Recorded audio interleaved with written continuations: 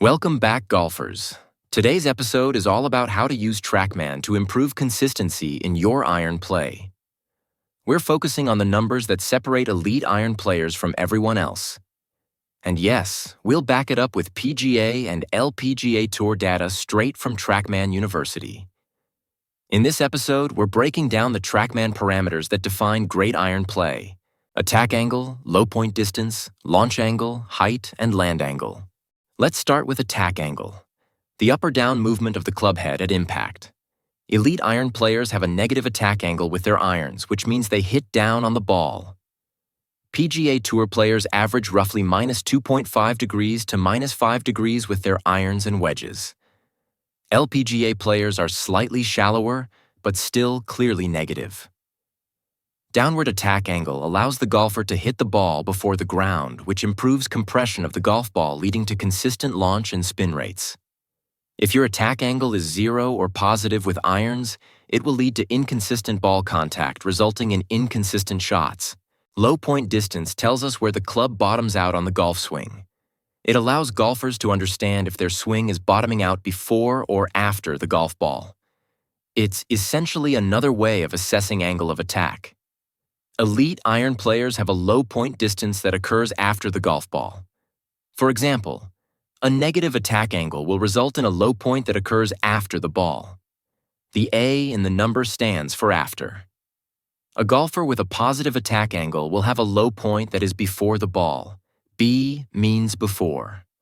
For golfers who are struggling to figure out how to alter their attack angle, focusing on moving the low point distance to after the golf ball can be a useful tool in TrackMan.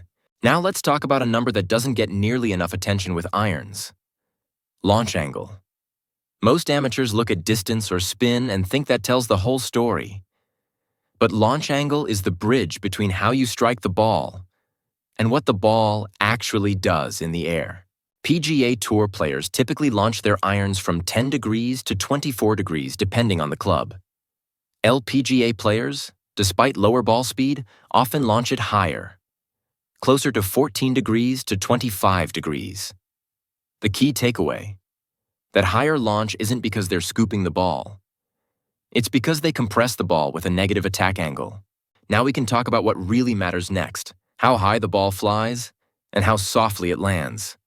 On approach shots, it is important to be able to control how much the ball bounces and rolls after it lands.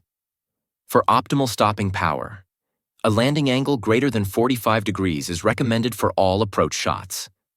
PGA Tour players typically have a landing angle of 48 to 52 degrees depending on the club selected. LPGA players range from 43 to 48 degrees. Landing angle and height are highly related.